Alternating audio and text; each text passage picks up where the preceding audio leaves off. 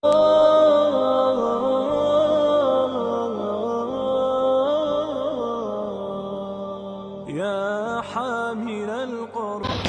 bismillah. Assalamualaikum warahmatullahi wabarakatuh. Waalaikumsalam warahmatullahi wabarakatuh.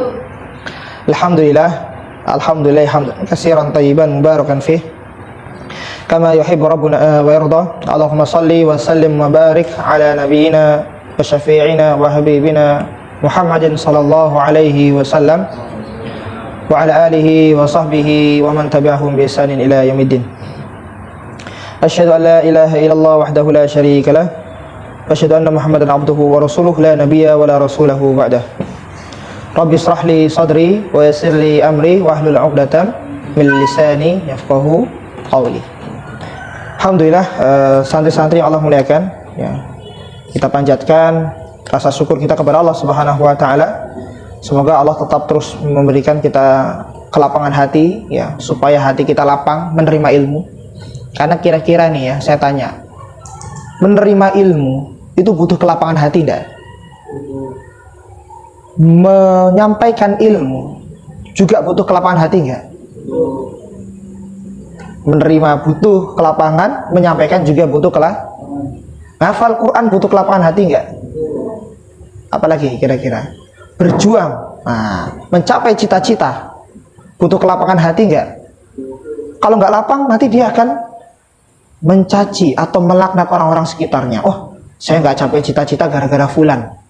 Dengki hatinya sempit. Maka kita berdoa ya tuh tadi, semoga Allah melapangkan hati kita. Jadi orang yang ikhlas, jadi orang yang lapang jiwanya. Shalawat serta salam tetap dan terus tercurahkan kepada Nabi kita Nabi Muhammad Sallallahu Alaihi Wasallam ya, yang mana beliau telah dilapangkan dadanya ya. Beliau berjuang ya, membawa zaman dari kegelapan menjadi zaman yang penuh dengan cahaya. Begitu juga kita aturkan salawat serta salam kepada para keluarganya, para sahabatnya, para pengikutnya ya, yang mana mereka tetap setia menemani Rasulullah SAW. Ya, kita juga berharap agar kita mendapatkan syafaat beliau di yaumul qiyamah kelak. Ya, amin amin ya rabbal alamin ya Allah. Ya, alhamdulillah kita kali ini masuk kepada surat Al-Insyirah. Ya, kita telah membahas tentang surat At-Tin. Ya, kemudian kita membahas surat Al-Insyirah atau kita sebut dengan surat Asy-Syarh. Bukan sahrul, syahr, asy-syahr, asy-syarh. Ra dulu bukan ha dulu. Asyarhu, lapang. Nah, sebetulnya surat ini adalah surat yang diturunkan tepat setelah surat Ad-Duha. Surat yang diturunkan tepat setelah surat Ad-Duha. Surat Ad-Duha, bagaimana kita lihat ya, Allah menyampaikan wa wajadaka dhalan fahada. Ya, engkau dapati kami dapati engkau itu sesat. Tapi dola di situ bukan sesat, tetapi apa? Bingung, tidak tahu arah. Itu kondisi Rasulullah tatkala masa-masa fatrah, wahyu terputus. Kalau dalam sirah nabawiyah nanti ada beberapa masa-masa wahyu terputus, dan setiap wahyu terputus itu Rasulullah galau. Masya Allah ya, merenung. Karena apa? Rasulullah tidak mungkin menyampaikan sesuatu yang bukan atas perintah Allah. Ya enggak? Wa ma yantiqu anil in huwa illa wahyu. Semua wahyu. Mau dijawab bagaimana? Siapa itu Tuhanmu? Unsub lana rabbak, kata kaum Quraisy. Nunggu dulu. Diejekin abtar Muhammad, qad butira Muhammad. Apa? Abtar, terputus. Merenung, sedih. Ditolonglah sama wahyu. Jadi semua itu nanti pakai wahyu. Rasulullah itu dibimbing oleh wahyu. Jadi di saat itu baru. Jadi arti dhalla dalam surat Ad-Duha bukan tersesat. Bagaimana tersesat Rasulullah? Rasulullah sebelum lahirnya sudah disiapkan tempatnya, sudah disiapkan negerinya, sudah disiapkan keturunannya, sudah disiapkan umatnya, ya. Dan namanya bahkan sudah disiapkan dan diberitakan dari nabi-nabi sebelumnya. Bagaimana Rasulullah tersesat? Bahkan menjadi ujung tombak para Rasulullah yang menjadi penutup para para nabi. Ya nggak mungkin tersesat, hanya Rasulullah bingung. Jadi dolla bukan berarti sesat. Nah, setelah itu nanti ada surat As-Sarhu atau Al-Insyirah, yang mana surat ini yang mengabarkan bahwasanya Rasulullah sudah dikasih kemudahan, sudah dikasih kelapangan. Ya. Ya, kita langsung lanjut ke ayat pertamanya ya. Alam nashrah laka sadrak. Alam itu adalah kalimat apa? Istifham takriri. Kata tanya tapi buat penetapan. Bukan berarti gini artinya itu. Apakah kami sudah melapangkan hati engkau wahai Muhammad? Bukan.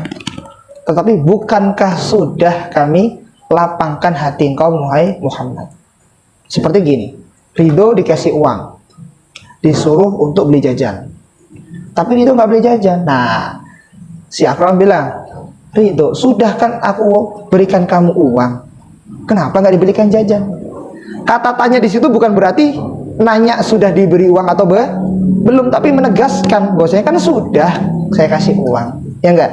Nah, itu maksudnya alam nasrah, kan sudah kami lapangkan hati engkau wahai Muhammad.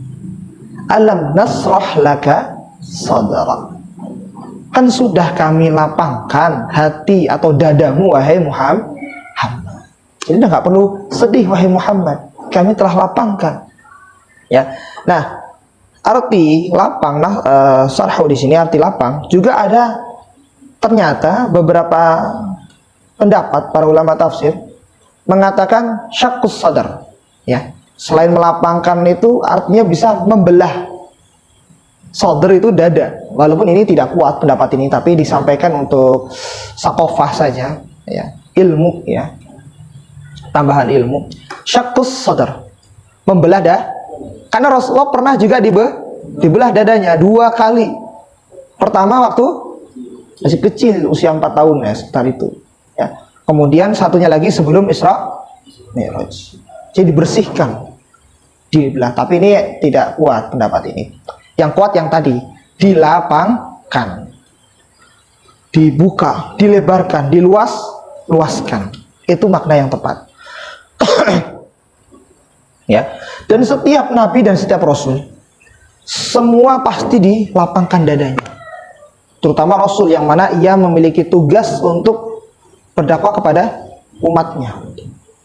Kalau nggak dilapangkan berat. Contoh seperti ada Nabi Yunus yang sempat memang lari daripada tanggung jawab kaumnya, pergi.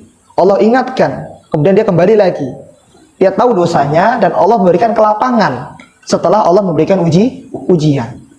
Nabi Ayub diuji dengan sakit yang luar biasa, sakit kulit, ya. Tetapi bagaimana? Ya Allah berikan kelapangan setelah Allah kasih ujian itu. Ya. Bahkan Nabi Musa alaihissalam, Nabi yang paling gagah maksudnya, tegas, ya. Itu pun tatkala berdakwah kepada siapa? Firaun. Sebelum berdakwah kepada Firaun minta dilapangkan, Rabbi shrahli wa yassirli wahlul 'uqdatam min lisani. Minta agar hatiku tuh lapang, ya Allah. Aku dakwah, ya, aku bisa mengingatkan, ya, Fir'aun ini agar hatiku lapang dulu, dilapangkan dulu. Nah, jadi kalau mau jadi ustadz, mau jadi dai, lapang dulu hatinya. Yang mau jadi pengajar, lapang dulu. Kalau hati seorang pengajar, hati seorang murabi tidak lapang, repot itu. Pokoknya musuhku adalah muridku. Wah, repot itu ya. Jadi, wah, ini kan hatinya nggak lapang gitu, ya. Kalau hatinya lapang adalah apa? Muridku anak-anakku. Muridku salah, aku salah. Lapang hatinya. Muridku begitu, astagfirullah, mungkin aku yang belum benar, yang belum baik. Dilapangkan dulu, ya. Kalau Musa minta dilapangkan hatinya, ya, takut sebelum dakwah sudah tidak lapang hatinya, ya. Wa yassirli amri, dimudahkan apanya? Urusannya, ya. Qauli ini perkataannya itu dimudahkan agar ya paham dengan perkataannya. Begitu juga dengan nanti diutusnya Nabi Harun. Minta Nabi Musa, ya, harus lapang, karena memang harus lapang, ya. Seperti halnya tadi kan surat Toha ayat 25 ya, tentang Rabbi shrahli sadri. Kemudian Allah juga Subhanahu wa ta'ala berfirman dalam surat Al-An'am ayat 125. Bunyinya gimana? May yuridillah ayyahdiyahu yasrah sadrahu lil Islam. Ya. Barang siapa yang Allah menginginkan hidayah masuk ke dalam dirinya, kalau ciri-ciri hidayah, dapat hidayah orang nih, ya, ikut kajian dapat hidayah, itu Allah akan melapangkan hatinya dalam Islam. Ini yang bahaya. Jangan sampai sering ikut kajian, sering ikut majelis ilmu, dengar ceramahnya Ustadz, makin sempit hatinya. Gitu. Jadi ciri hidayah itu dilapangkan hatinya menerima sering taklim, lama dalam ngaji, sudah lama hijrahnya, tapi kok masih sempit saja hatinya, ya, masih sering menyalahkan dan menyalahkan orang lain, terus apa lagi, merendahkan orang lain, ya, hatinya itu sempit, itu berarti bukan hidayah. Karena cirinya nanti mendapat hidayah apa? Yasrah sadrahu lil, seperti orang-orang dulu di zaman orang-orang musyrikin Quraisy mendapat hidayah Islam, masya Allah, lapang hatinya. Terus kemudian, wa may yurid ayyudillahu yaj'al sadrahu dayyqa ka'annama yas'adu fis sama. Orang yang nanti, ya, tidak diberikan hidayah, bahkan di situ dikatakan yang sesat, ya, yang dia itu bingung dengan kebodohannya, yaitu cirinya dia dayyq, hatinya itu sempit, ka'annama yas'adu fis sama, seperti daki ke langit. Nah, ini luar biasa ilmu sains.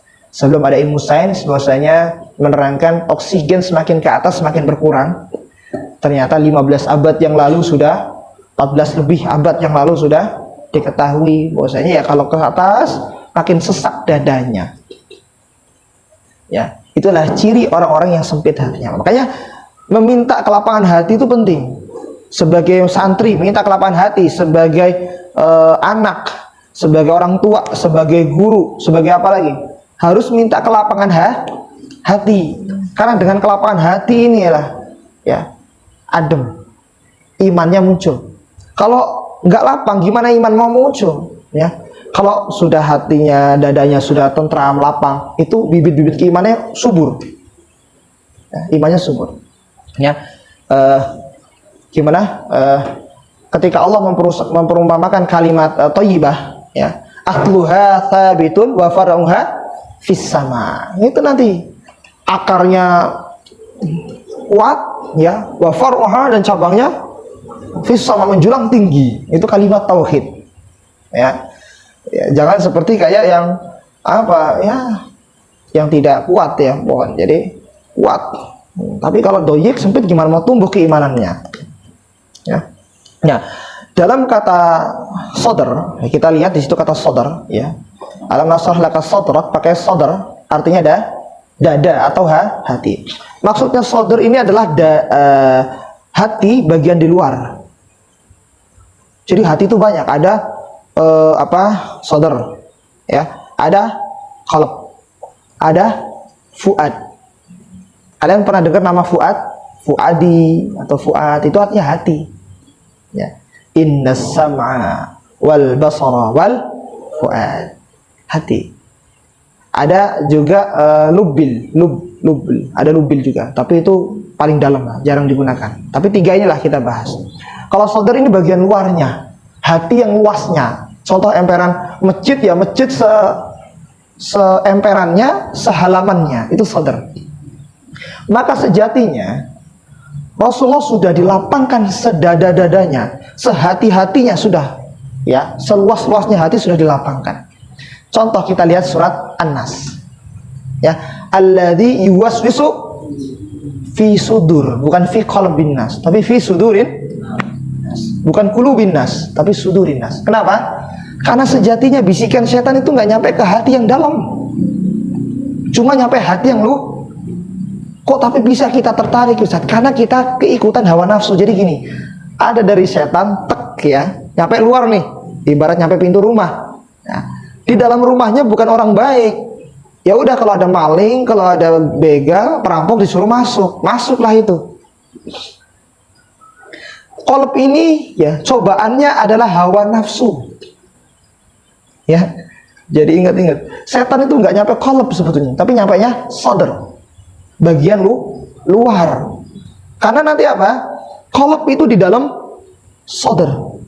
Sodar, dalamnya ada qalb, dalamnya ada fuad. Makanya tadi kita bacakan, innas sam'a wal basara wal fuad kullu ulaika kana anhu mas'ula. Akan dimintai pertanggungjawabannya. Apa? Fuad. Fuad itu hati kecil, hati yang paling dalam. Tatkala antum lagi bingung, ada orang bijak mengatakan, tanyakan kepada hati kecilmu. Bukan hanya sekedar hati, tapi hati yang paling dalam. Dan pasti orang seburuk-buruknya orang, hati yang paling dalam pasti hati yang bersih. Contoh ada orang, wah kamu nggak punya hati, ya, mesti saking kejamnya ya. Tapi sekejam-kejamnya orang pasti punya hati kecil yang paling dalam.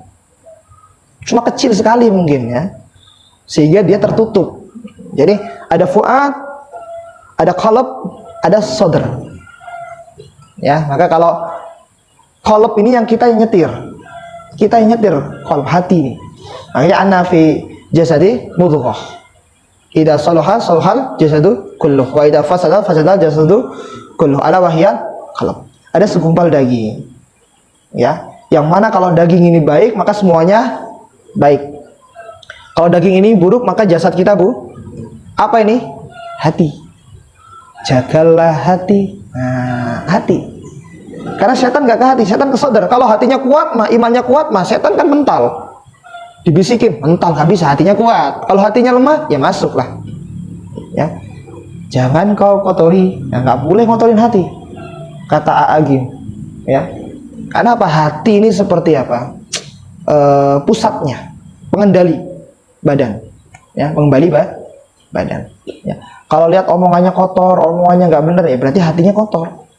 Karena lisan ini adalah cerminan hati. Ya. Maka butuh sarah, butuhlah lapang. Tadi yang dinasehati haruslah lapang. Kalian harus lapang jadi santri. Yang jadi ustadznya juga haruslah lapang. Ya. Ibarat orang mau menasehati, ini contoh menasehati. Ya. Kalau nggak lapang bingung, ya susah. Dikasih tausiah kayak apapun, kajian kayak apapun, dia tetap akan menutup. Tapi kalau lapang gampang. Contoh analoginya seperti ini. Ada kalian lewat, ya berjalan, lagi nyebrang. Kemudian ada mobil kenceng. Set. Nah kemudian namanya orang jalan, ya ada orang di jalan di pinggir sana. Namanya orang jalan itu berkata kasar, ya. Bego, buta. Misalnya apa lagi yang kasar-kasar lah. Tolong, minggir. Ada mobil, nanti ketabrak kau. Pertanyaannya, kita mau marahin dia dulu atau minggir dulu? Kan dia perkataannya buruk. Hah? Tolong, buta. Gimana? Ya, kata ibu-ibu salah pengajian, ya. Minggir sambil ini katanya. Enggak, ya tetap minggir dulu. Dengarkan dulu, kita minggir dulu, laksanakan dulu. Ya, karena itu sejatinya dia bicara begitu untuk menasihati kita. Hatinya harus lapang. Jadi di sini pelajarannya adalah orang dinasihati nggak harus baik nasihatnya. Ada orang yang menasihati kalian dengan buruk, hitam, apain itu? Terima aja, karena dia tuh ingin menasihati kita, menutup aib, menutup atau menyempurnakan diri kita. Jangan sampai, wah, saya mau dinasihati tapi harus dengan cara yang baik, nggak boleh gitu. Kalau kalian yang menasihati itu harus pakai cara yang baik. Kita nih nasihatin orang harus pakai cara yang baik. Tapi kalau dinasihati nggak harus pakai cara yang itu. Apa kaidahnya? Jangan sampai, Ustadz saya mau dinasihati, saya nurut, insya Allah saya mau rajin. Tapi harus cara yang baik, nggak gitu. Biarpun dinasihati dengan cara yang buruk, kamu buruk, kamu nggak bisa, gini. Ya. Nah, ini terima saja karena memang beliau ingin nasihati kita, ingin memberikan masukan kepada kita. Tapi kalau kita yang menasihati harus dengan cara yang baik, bedanya itu. Nggak boleh nuntut. Dan itu bisa didapatkan kalau kita lapang hatinya. Kalau nggak lapang hatinya mah repot dah. Udah dinasihati dengan cara yang baik juga. Ya Allah pinter. Wah pasti ngejek saya nih. Saya nggak pinter amat. Dah terus bingung juga. Mau bilang bodoh, salah. Udah dibilang pinter, salah juga. Gitu. Jadi gimana? Itu. Oh cerdas kamu profesor. Malah tersinggung kan? Ya memang hatinya nggak bersih gitu. Hatinya nggak lapang. Kalau sudah dibilang profesor ya. dia tahu Bang Musa ngajak saya ini. Ya udahlah, bodoh. Lah, ngajak saya lagi. Nah, terus gimana gitu? Pokoknya hati yang gak bersih, hati yang gak lapang itu susah menerima hidayah. Ya. Kita baru masuk ayat yang kedua. Wah, ini sampai jam berapa? Ya, cepat-cepat insyaallah ayat yang kedua. Kenapa kok demikian tadi? Ya, sebelum masuk ayat yang kedua. Sadr di dalamnya ada qalb, di dalamnya ada fuad. Karena Allah juga pernah berfirman, "Fa innaka la ta'mal absar, walakin ta'mal qulubul lati fi sudur." Mereka orang-orang kafir itu tidak buta matanya, tetapi yang buta adalah hatinya yang terletak di dalam dada. Jadi bisa diketahui di sini ya. Ada sadr, ada qalb. Qalb itu dibungkus oleh sadr. Ya, qalb, sadr, dalamnya qalb ada fuad. Fuad ini hati kecil atau sanubari yang paling dalam. Oke, fix. Kemudian nomor 2, beban berat. Ya. Fawada'na anka beban berat. Kami telah apa artinya? Ya, menghilangkan, melepaskan beban kamu. Nah, semua orang punya beban. Semua orang punya ujian. Semua orang punya cobaan. Akram pernah dicoba, diuji? Pernah. Hairul ada beban? Ada. Semua orang punya beban. Tapi beban Rasulullah paling semua rasul-rasul bebannya banyak. Tapi di antara bebannya rasul-rasul yang kita ketahui 25 yang paling berat bebannya siapa? Nabi kita, Rasulullah Muhammad SAW. Kenapa beban berat Ustaz? Berat. Ibaratnya begini, ibaratnya. Di sini ada anak terakhir. Yang anak terakhir. Kalian jadi anak terakhir. Kakak-kakak kalian gak jadi. Meninggalkan orang tua kalian. Kalian cuma satu-satunya harapan. Berat gak bebannya? Ini hanya analogi saja. Begitu juga Rasul-Rasul. Digarap nih, umat nih. Terus. Nabi Adam, Nuh, Ibrahim. Terus. Sampai Isa. Diangkat ke langit. Ya kan? Gimana? Terakhirnya siapa? Rasulullah. Jadi bebannya Rasul itu bukan hanya yang beleng-beleng, ya. Bukan hanya sembarang-sembarang, ya. Bebannya Rasul itu bukan hanya, memang di dalam sejarah itu ada amul uzn. Tahun siapa yang meninggal? Khadijah meninggal. Siapa lagi? Kakeknya meninggal, ya. Terus nanti pamannya juga meninggal. Terus anaknya nih Ibrahim meninggal dan sedih betul Rasulullah. Bukan itu.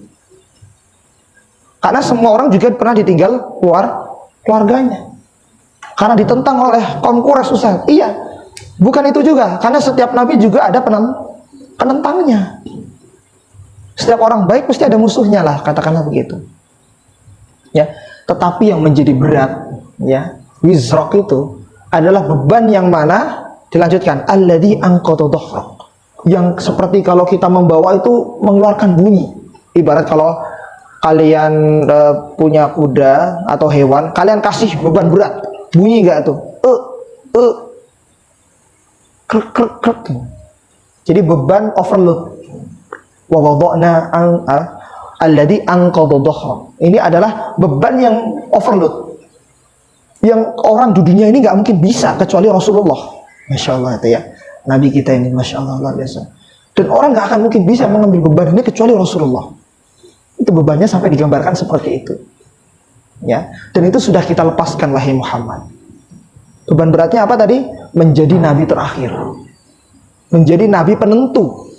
Maka nggak ada nabi ya yang betul-betul nanti endingnya itu jaya, ya. Endingnya itu jaya seperti Rasulullah nih. Sampai nanti sudah berabad-abad masih aja diikutin, masih aja makin. Itu hanya Rasulullah. Efek daripada dakwahnya itu luar biasa, itu hanya Rasul. Makanya manusia terbaik, nabi terbaik, Rasul terbaik, Rasulullah itu. Masya Allah, luar biasa ya. Alladzi anqadha wa rafa'na laka. Ya, jadi wa rafa'na laka dzikrak ini kami tinggikan apa? Sebutan. Dulu sebelum Rasulullah lahir, tidak ada satupun orang-orang Arab di Jazirah Arab menamakan dengan kata Muhammad. Masih asing benar. Sampai akhirnya ada yang protes tatkala kakeknya, karena yang memberi namanya adalah kakeknya, ini Abdul Muthalib, ini namanya Muhammad. Protes, kata Muhammad itu nggak pernah kita pakai dan tidak ada di nenek moyang keturunan, itu tidak ada. Ya, Muhammad dibela oleh Abu Thalib. Itu sudah, beliau adalah kakeknya, beliau menamakan dengan Muhammad. Sejak ini nama beliau adalah Muhammad, nama dia adalah Muhammad, nama anak ini adalah Muhammad. Dipakai. Sejak itulah sampai sekarang nama yang paling sering disebut, nama ya, bukan kata. Nama yang paling sering disebut di dunia ini adalah pasti Muhammad. Azan gak pernah putus di dunia ini. Ya enggak? Salat apalagi. Ya enggak? Nama yang paling sering disebut Muhammad. Dan banyaknya orang pakai nama Muhammad siapa nih? Muhammad Win, Muhammad Aziz. Oh bukan. Muhammad Alfi, benar kalau ini. Muhammad Azwar, 50-50. Pakai nama Muhammad. Ya, pakai nama Muhammad. Ya. Dan yang kedua adalah nama Muhammad ini digandengkan sering sekali dengan Allah Subhanahu wa taala, syahadat. Syahadat. Asyhadu an la ilaha wa asyhadu anna Muhammad Rasulullah. Hatta Abu Sufyan, ya, tatkala dia masuk Islam, ada alasan yang mengganjal beliau. Saya mengimani Allah, saya akan berislam. Saya mengimani adanya Allah Subhanahu wa taala, Rabb langit. Tapi yang menjadi pertanyaan yang mengganjal, kok nabinya engkau wahai Muhammad gitu. Jadi tetap nggak bisa kata Rasulullah, mengimani la ilaha illallah saja nggak cukup. Antum mengimani saya beriman, saya bersaksi bahwasanya tidak ada Tuhan selain Allah. Allah adalah satu-satunya zat yang wajib aku ibadahi, tidak ada sekutu baginya. Tapi nggak mengimani Rasulullah, boleh nggak? Udah jadi satu itu. Ya. Terus kemudian azan juga ya, asyhadu an la ilaha illallah, asyhadu anna Muhammadar Rasulullah. Digandengkan. Ya. Makanya Rasul yang paling mulia ini, Masya Allah, Nur Muhammad, Masya Allah, Sallallahu Alaihi Wasallam. Semoga di bulan Maulid ini ya kita termasuk hamba-hamba yang dipilih oleh Rasulullah ya, dilihat oleh Rasulullah, diberikan syafaat oleh Rasulullah ya, dan kemudian apa ya, kita betul-betul akan berjumpa dengan Rasulullah ya, minimal ya dalam mimpi ya. Kalau nggak bisa dalam mimpi ya nanti di akhirat kita berjumpa dengan Rasul. Di sini ada nggak yang rindu dengan Rasulullah? Kalian pernah nggak ingin melihat makamnya, memegang pintu daripada makamnya, berdoa di depan makamnya? Ingin nggak kalian? Tatkala di depan makamnya untuk bilang Assalamualaikum ya Rasulullah, kita memberikan salam di depannya. Masya Allah, nangis itu. Nggak ada orang yang lewat di depan makamnya nangis. Manusia paling mulia yang akan memberikan kita syafaat gitu. Masya Allah ya, ngeri sekali. Kita mungkin masih jauh dengan Rasulullah ya. Dari jarak ya, dari tahun jauh sekali, dari generasi jauh sekali, dari perilaku masih jauh sekali. Tapi kalau dengan cinta itu, sampai Rasulullah kan beratnya, saking beratnya beban yang ia alami ya, ia pikul sebelum wafatnya bagaimana? Ummati, ummati, ummati. Dia selalu peduli, umatku, umatku, ikhwani, ikhwani. Ya, kata sahabat, nahnu Rasulullah, kami ya, bukan kalian ikhwanku, tetapi kalian adalah bal antum ashabi, antum saudara dekatku, sahabatku. Jadi Rasulullah sempat memikirkan umatnya sebelum wafatnya, aduh ya Allah. Dan kita, masa kita tidak terbetik dan rindu sekali dengan Rasulullah? Yang kita lihat bagaimana surat Al-Insyirah, surat As-Sarhu, ya, Rasulullah itu bebannya luar biasa sekali di sana. Dan itu memang Allah buat seperti itu, ya, sehingga Allah angkat bebannya, Allah ringankan bebannya, Allah angkat namanya, sebutannya, ya, kepada Rasulullah, hanya Rasulullah, ya. Nah kemudian ayat selanjutnya, nah ini harus fokus. Fa inna ma'al usri yusra. Lanjut. Inna ma'al usri yusra. Kata usr artinya adalah kesulitan, kesukaran, ya, kesusahan, masalah, ya, problem. Tapi pakai alif lam. Jadinya dia ma'rifah, bukan nakirah. Setiap kesusahan pasti ada kemudahan. Yusra. Kata yusranya pakai alif lam enggak? Berarti kemudahannya luas, banyak. caranya itu banyak. Ustadz, saya susah hafal, itu cobaan. Tapi caranya sebetulnya banyak, tinggal kita mau mencoba atau tidak. Jalan keluarnya itu banyak. Saya di rumah ada masalah, Ustadz. Iya, masalah satu ini masalah. Ya, ada banyak kemudahan. Dan itu diulangi lagi. Ya, inna ma'al usri. Nah, ingat di sini, ingat. Al-usr diulangi lagi juga dengan kata al-usr. Pakai alif lam dua-dua yang berarti adalah satu. Ibarat gini, makrifah tuh gini. Gelas itu. Berarti kan kalian tahu gelas itu gelas yang ini kan? Ya kan? Atau saya bilang gelas ini. Berarti kalian semua tahu bahwasanya gelasnya ya ini. Tapi kalau saya bilang gelas yang mana? Ada plastik, ada beling, ada yang mahal, ada yang murah, ada yang dekat, ada yang jauh, ada yang besar, ada yang kecil. Dan warnanya pun macam-macam. Paham di sini? Jadi kalau Allah mengatakan al-usr, kemudian diulangi lagi al-usr, berarti adalah satu masalah, satu kesulitan, satu kesusahan. Gelas itu, meja ini berarti ini saja yang saya pegang. Ya, contoh aziz, bisa aziz banyak, ada yang gemuk, ada yang kecil, ya kan? Ya, ada yang rajin, ada yang malas, misalnya nih, aziz. Tapi kalau al-aziz, siapa? Nggak ada lagi, pasti Allah. Nggak mungkin manusia al-aziz. Ya, paham di sini? Nah, karim, mungkin banyak karim. Kalau al-karim, jelas Allah. Ya, nah, paham di sini ya? Nah, kalau Allah menegaskan di sini, ada satu kesulitan, ada satu masalah, ada satu problem, dua kok bisa dua Ustaz tadi? Fa innamal usri yusra. Innamal usri yusra. Dua kemudahan. Dan dua kemudahan ini juga banyak caranya, karena tidak pakai alif lam nakirah. Jadi solusinya sebetulnya banyak. Ustaz, saya sakit ini. Masalah saya ini gerundung sakit. Nah, sakit ini akhirnya saya nggak bisa ini, nggak bisa itu.